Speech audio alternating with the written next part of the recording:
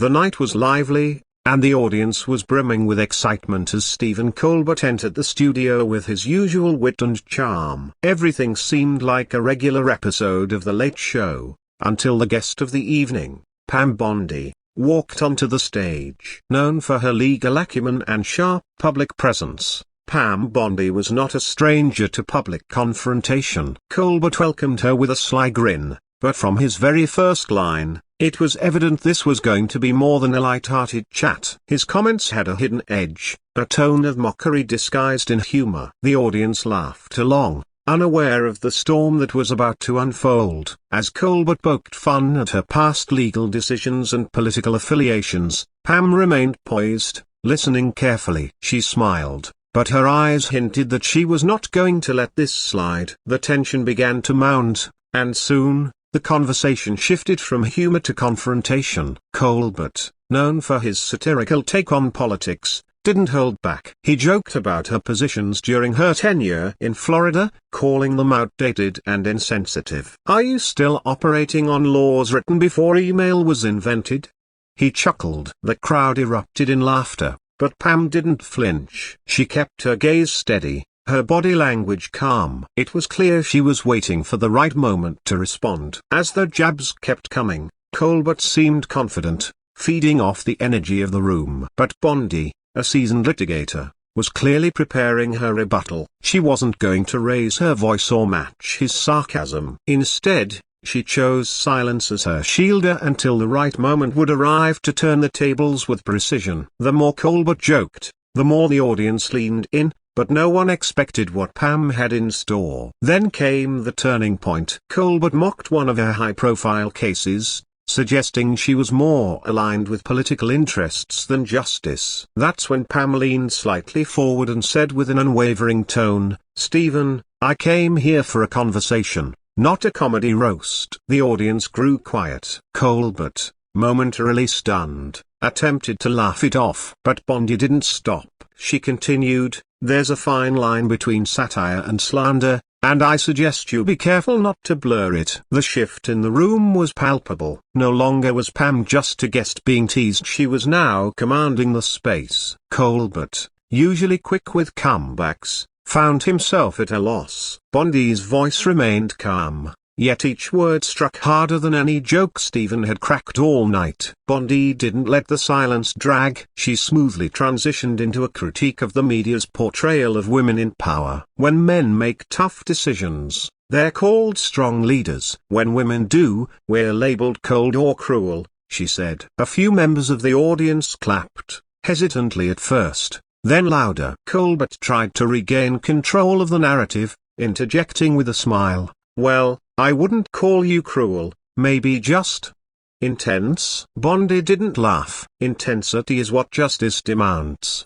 she replied. Her tone wasn't angry, it was authoritative. She was no longer playing defense. She was making her case. And she was doing it without a raised voice, without theatrics, just pure, cutting clarity. The room felt different now. Respect replaced amusement. Pam then turned the spotlight onto the responsibility of late-night shows. People come here to laugh, yes, but they also walk away with opinions shaped by what they see. You have influence, Stephen. And with that comes responsibility, she said. The statement hung heavy in the air. Colbert, attempting to break the tension, joked, "Should I start adding footnotes to my jokes?" Bondi responded, "Or maybe think twice before turning facts into punchlines." The crowd gave a scattered applause, but there was weight behind it. She was making her argument not just to Stephen, but to everyone watching. And the sincerity in her voice made it impossible to ignore. She wasn't there to entertain, she was there to enlighten. Trying to lighten the mood,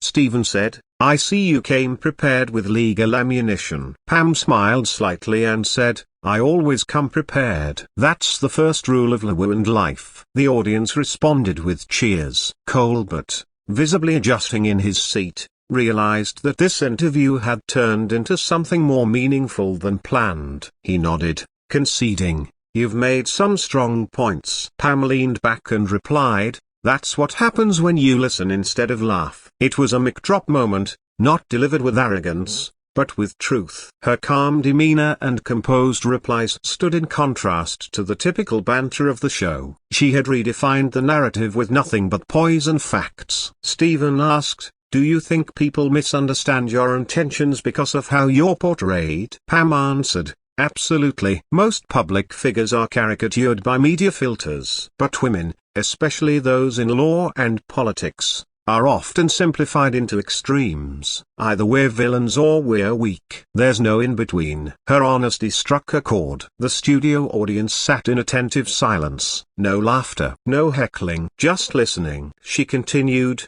"It's not just about me. It's about every woman who's told to smile more, speak less, or shrink her opinion to fit into a palatable frame." This wasn't just a rebuttal, it was a message. By now, the audience had shifted entirely from laughter to introspection. Stephen, realizing the gravity of her words, said, "I think I invited a guest and ended up being schooled by a professor." Pam smiled and said, "That's the thing about underestimating someone. You never see the lesson coming." The crowd erupted in applause, not for a joke, but for a truth well spoken. The energy had transformed. It was no longer a late-night show, it was a platform for perspective. Colbert wasn't just interviewing Bondi Anna Maria, he was witnessing a masterclass in grace under fire. The conversation moved towards media accountability. Pam pointed out, "It's easy to create viral moments. It's harder to create meaningful ones. You have a voice that millions listen to. That's power. But what kind of legacy do you want that power to leave behind?" Colbert, visibly reflective, nodded in agreement. This wasn't about party lines or personal agendas. It was about truth, dignity, and the choices made in the public eye. Pam wasn't just defending herself anymore. She was challenging the entire framework of how conversations are shaped in pop culture. Stephen, softening, said, "You've given me a lot to think about." Pam replied, "That's all I hoped for. Because conversations like this can either divide or define us." Her sincerity was undeniable. The show was nearing its end, but the impact of that discussion would linger far beyond its airtime. Colbert extended his hand and said, "Thank you, Pam, for showing up, and not just here but for every woman watching who's been talked over, laughed at, or underestimated." Pam shook his hand and simply said, "We all deserve to be heard." As the audience gave a standing ovation, it was evident that something extraordinary had happened. This wasn't just another celebrity appearance on a late-night talk show, it was a cultural moment. Pam Bondi had arrived as a guest, perhaps even expecting the usual late-night humor and satire, but when the conversation turned personal and provocative, she met it not with outrage or defensiveness but with clarity, strength, and elegance. She had taken control of the narrative, not through domination but through articulation. Even those who might have disagreed with her politically were now forced to reckon with the poise and intelligence she displayed. There was no shouting,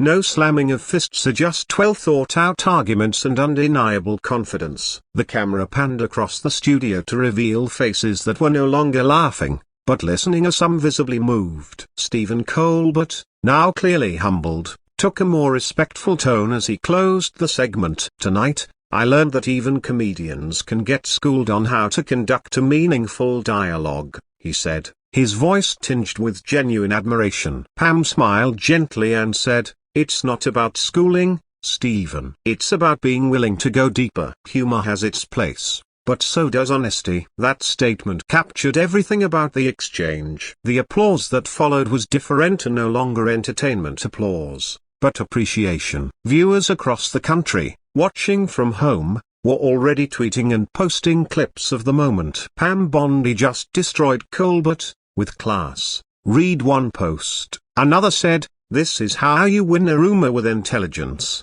not insults." As the show ended and credits began to roll, the impact of the moment was already being felt in the studio. Members of the crew came up to Pam, thanking her for speaking with such clarity. A few even admitted that they had misjudged her based on what they had read or seen in the media. One young intern whispered, "That was inspiring." Pam replied, "Always stand firm in what you know to be true. No one can take that from you." Meanwhile, Stephen Colbert was seen backstage watching the playback on a monitor, nodding slowly. The man who had tried to score laughs at her expense had instead become a witness to a moment of transformation both for himself and for his audience. It was rare, even on television, to see such a genuine shift unfold in real time. The next morning, news outlets were abuzz with the exchange. Headlines ranged from "Pam Bondi turns tables on Colbert" to "Colbert gets more than he bargained for." Social media was flooded with praise for Pam's composure and intelligence. Commentators from both sides of the aisle admitted that, regardless of political beliefs, her performance was one of dignity and conviction. Clips from the show trended globally. For many, this moment wasn't just about a confrontation, it was about reclaiming the narrative. Pam Bondi didn't just defend her legacy, she reshaped it. And in doing so, she reminded millions watching that strength isn't always loud, and sometimes the most powerful response is the one delivered calmly, with truth.